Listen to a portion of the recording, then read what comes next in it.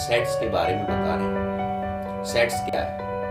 तो इसके जन्मदाता जॉर्ज कैंटर है, जिनका जन्म 1845 में और मृत्यु 1918 में। एक अद्भुत वैज्ञानिक, एक अद्भुत गणितज्ञ, जिसने हमें इतना कुछ दिया। आइए हम इस टॉपिक के बारे में सीखते हैं, जानते हैं।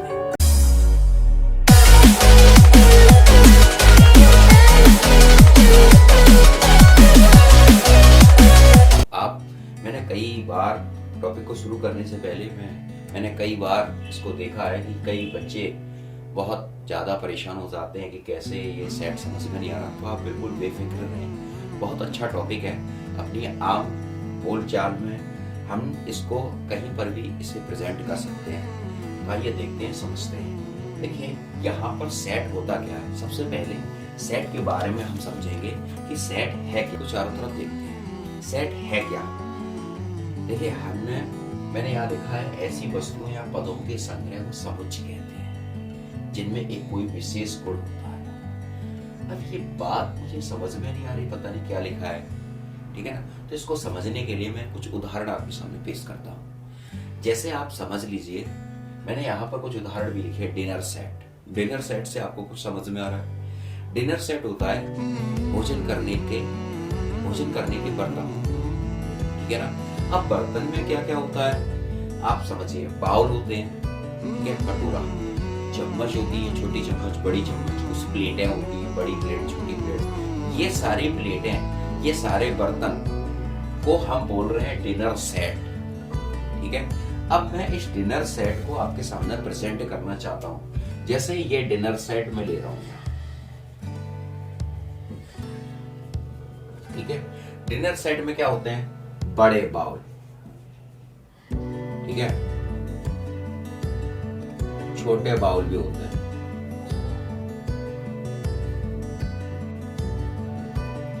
बड़े बाउल, छोटे बाउल, बड़ी चम्मच,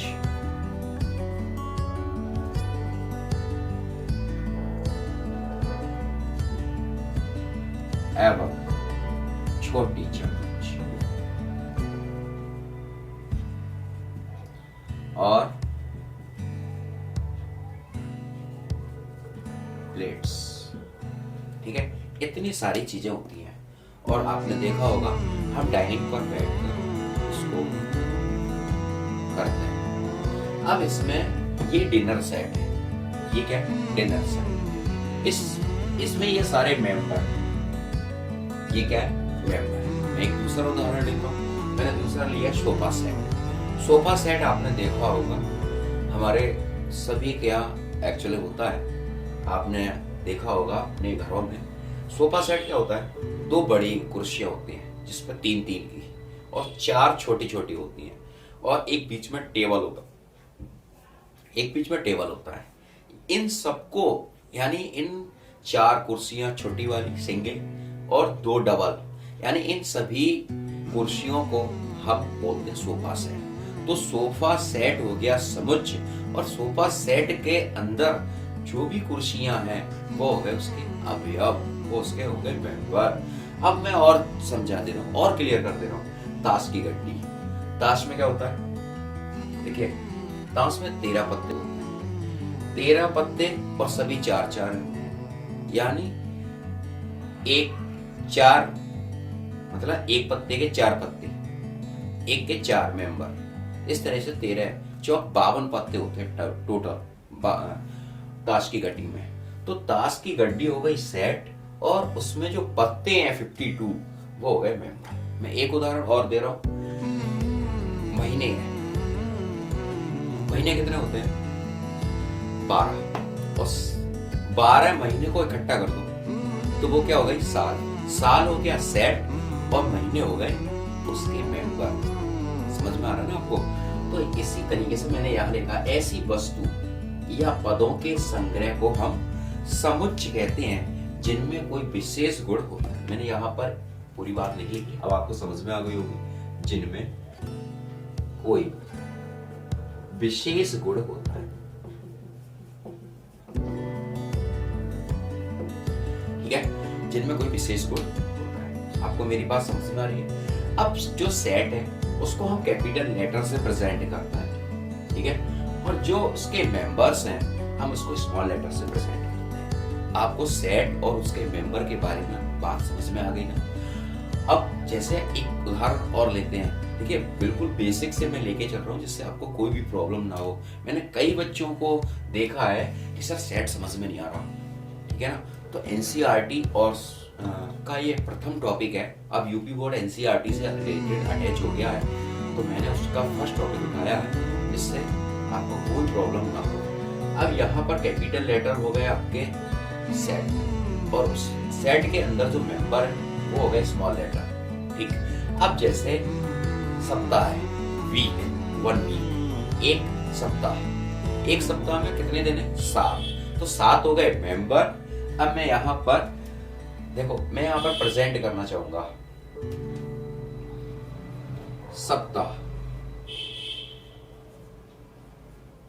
सप्ताह में दिन कितने? 7। सप्ताह हो गया आपका सेट, और ये हो गए इसके मेंबर, W1 यानी वीक।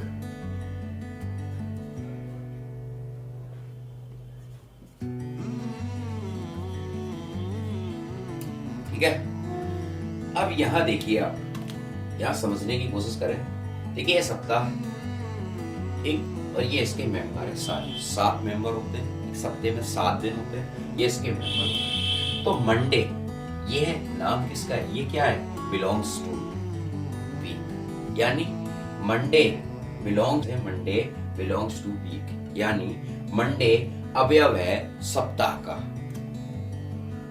मंडे यानी सोमवार,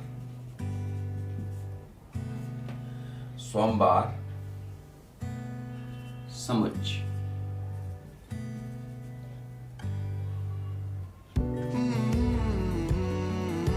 सप्ताह का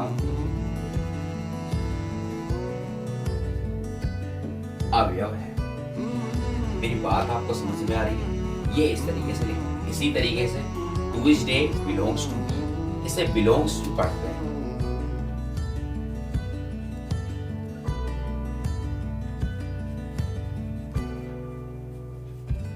ठीक है। अब नहीं है, सपोज मानो कोई ऐसा अगर फंक्शन आ जाए जिसमें मना कर रहे हो हम, तो यहां पर कोई और नाम हम दे रहे, रंडे दे रहे। रंडे तो हमारे इसमें है नहीं। रंडे डज नॉट बिलोंग्स टू, ये इसका अवयव नहीं है। आपको बात समझ में आ रही है मेरी? इतनी बात आपको समझ में आ गई कि समुच्च क्या है, समुच्च के बारे में किस तरीके से प्रेजेंट करेंगे। आगे के पॉइंटों को मैं आगे फिर लेके चलता हूँ आपके सामने। जैसे देखो, इसको छोटे लेटर से, इसको बड़े लेटर से। अब हम क्वेश्चन कैसे आते हैं वो मैं आपको समझा दे रहा हूँ। जैसे सेट का नाम है कैपिटल ए, जिसमें small a, small b, small c, dot dot x, ठीक है। अब हम इसको लिखेंगे कैसे? x belongs to small x, या इसे और भी पढ़ सकते हैं, x is a member to the set A. मैं यहां लिख दे रहा हूं, x is the member to the set A, यानी x अवयव है, यानी x मेंबर है समुच्च ए का। आपको मेरी बात समझ में आ रही है? देखो, इसको करने के 2 विधि है, 2 मेथड। एक रोस्टर मेथड बोलते हैं और एक बोलते हैं इसकी गुण विधि, ठीक है। रोस्टर मेथड क्या होता है, आइए उसको क्वेश्चन के माध्यम से हम समझते हैं, और संख्या के बाद कोमा भी लगाते हैं। उदाहरण मैं आपके सामने रख रहा हूं रोस्टर फॉर्म का। यदि संख्या 3 के सभी गुणकों को जो 20 से कम, यदि सभी गुणक यानी मल्टीपल जो 20 से कम है, अब इसको हम प्रेजेंट कैसे करेंगे? 3, 6, 9, 12, 15 और 18, इसको हम कॉमा लगा के, मैंने लिखा है रोस्टर फॉर्म में मझले ब्रैकेट का प्रयोग करते हैं, और संख्या के बाद कोमा भी लगा के अब इस तरह से फॉर्म आया है कि 3 के सभी गुणक जो 20 से कम है, मैंने ये लिख दिया 3, 6, 9, 12, 15, 18। ठीक है, एक दूसरा उदाहरण और लेते हैं आपके सामने। जैसे आ जाए कोई शब्द मैथमेटिक्स, मैथमेटिक्स अक्षरों को MATHEMATICS, मैथमेटिक्स शब्द को देखिए, इस रोस्टर फॉर्म को टेबुलर फॉर्म या सारणीबद्ध रूप में भी हिंदी में बोलते हैं। तो ये दूसरा एग्जांपल आ जाए हमारे सामने कि मैथमेटिक्स शब्द को टेबुलर फॉर्म या रोस्टर फॉर्म, ये सारी चीजें एक ही हैं, या सारणीबद्ध रूप में लिखें, तो इसको हम कैसे लिखेंगे? देखो एक बात और, अगर कोई अक्षर या कोई नंबर डबल होता है तो उसको हम एक ही बार काउंट करेंगे। यहाँ पर डबल ए में तो मैं एक बार लिखूंगा, इसके बाद डबल ए है, इसको भी एक ही बार लिखूंगा। फिर इसके बाद MAT, 2 T है, इसको भी मैं एक ही बार लिखूंगा। इसके बाद H है हमारा, इसके बाद E है, फिर उसके बाद C है, सॉरी I, फिर C और फिर S।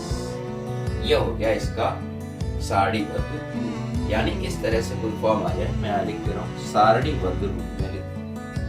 ठीक है, मैंने ये लिख लिया MATHEICS, ये हो गया।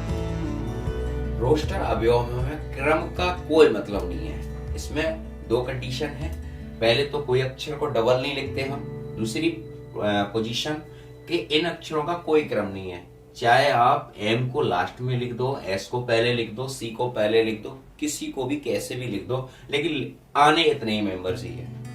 ठीक है ना, किसी को भी लाइन में कैसे भी खड़ा कर दो, आगे पीछे लड्डू सबको मिलना है, कहने का मतलब मेरा है। चलिए आगे दूसरी फॉर्म है इसकी, गुण विधि, क्वालिटी मेथड। बहुत अच्छा मेथड है, शॉर्ट फॉर्म में है। नेक्स्ट मेथड की तरफ चलते हैं हम।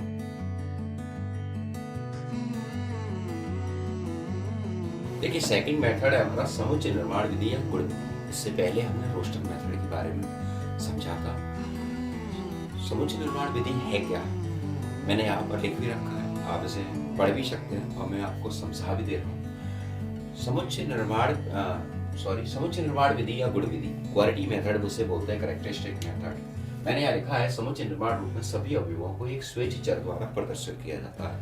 हम अपनी तरफ से कोई भी वेरिएबल मान सकते हैं, ए से लेकर जेड तक का, लेकिन मैंने मोस्टली किताबों में देखा है और पढ़ा भी है, मुझे पढ़ाया भी गया है कि XYZ अधिकतर लिखते हैं, और XYZ को लिखने के बाद ये कोलन या सच दैट का प्रयोग करते हैं और सभी अवयवों के सर्वनिष्ठ गुणधर्म को लिख लेते हैं, फिर कोष्ठक को बंद करते हैं। बहुत सिंपल सी बात है, शायद आपको भाषा के हिसाब से समझ में नहीं आ रही होगी, एग्जाम्पल के माध्यम से मुझे आशा है कि समझ में आ जाएगी। देखिए मैं यहाँ पर एक उदाहरण ले रहा हूँ, आपको दिखाई भी दे रहा होगा इसमें गुणधर्म क्या है। मैं आपसे पूछना चाहूंगा, शायद आप गैस कर सकते हो कि ये 2, 4, 6, 8 कैसे हैं, इवन नंबर है, यानी सम संख्याएं हैं। ये सारी कैसी हैं, सम संख्याएं हैं। तो और 2 के गुणक भी हैं, 2 है, फिर 2 दूनी 4 है, 2 तिया 6 है, 2 चौक 8। इसमें ये प्रत्येक इवन नंबर है और 2 का गुणक है। तो हम इसको क्या लिखेंगे? देखिए इसको लिखने के कई एक मेथड है हमारे पास जो गुण विधि हमें बताती है। जैसे मैं इस पूरे सेट को कैपिटल A से प्रेजेंट कर रहा हूँ, ठीक है, मैं इसको मान ले रहा हूँ ये पूरा गुणक जो है वो कैपिटल A का मेंबर है, ये कैपिटल A के मेंबर्स है, यानी सेट गेट, इसको मैं अपनी तरफ से। देखिए समुच्चय निर्माण रूप में सभी अवयवों को एक स्वेच्छ चर द्वारा प्रदर्शित किया जाता है। ठीक है, स्वेच्छ चर द्वारा अवयवों को, यानी उसके सभी अवयवों को एक स्वेच्छ चर द्वारा। तो ये बात हो रही है इन मेंबरों की। मैंने इन टोटल को, एक ग्रुप को, एक समुच्चय को कैपिटल A से प्रेजेंट किया। यहाँ पर लिखेंगे x such that x, बोल रहा है मैंने बोला है x such that x, या लिखा है XYZ से प्रदर्शित करते हैं। स्वेच्छ चर को मझले कोष्ठक में लिखने के बाद कोलन या सच दैट का प्रयोग करते हैं और सभी अवयवों के सर्वनिष्ठ गुणधर्म को लिखते हैं। अब इसमें गुणधर्म क्या है, मैंने ये लिख दिया, मैंने x such that x, एक धनात्मक सम संख्या है, एक धनात्मक सम संख्या है जो कि 8 या 8 से कम 8 या 8 से कम है। आपको समझ में आ रहा है? ये इसका गुण है। अब इसको हम और तरीके से भी लिख, जो आपको अच्छा लगे उससे आप लिख सकते। इसे पढ़ेंगे हम। देखिए, सबसे अच्छा मेथड जो मुझे लगता है, मुझे ये वाला लगता है, 3rd नंबर का। ठीक है, ये सारे टॉपिक हैं। अब यहाँ देखिए, अंक 2 का गुणक है x ग्रेटर देन इक्वल 2, यानी x का मान 2 या 2 से बड़ा है। जो x के मेंबर हैं उनका मान 2 या 2 से बड़ा है। और सॉरी, यहाँ पर मैंने 8 लिखा था, 8 और 8 से छोटा। तो यहाँ मेरी इतनी बात, आपको इतनी बड़ी भाषा लिखने की आवश्यकता नहीं है। देखिए, और आपको ये मेथड आपको समझ में आ गया होगा। ठीक, याद रखने योग्य जो बातें हैं इस सेट थ्योरी को, इस सेट के चैप्टर को करने से पहले आपको कुछ बातें याद रखनी पड़ेगी। सबसे पहली बात मेरी ये है कि इसमें अवयवों के क्रम का कोई महत्व नहीं है। आप आगे पीछे किसी भी नंबर को लिख कर रख सकते हैं।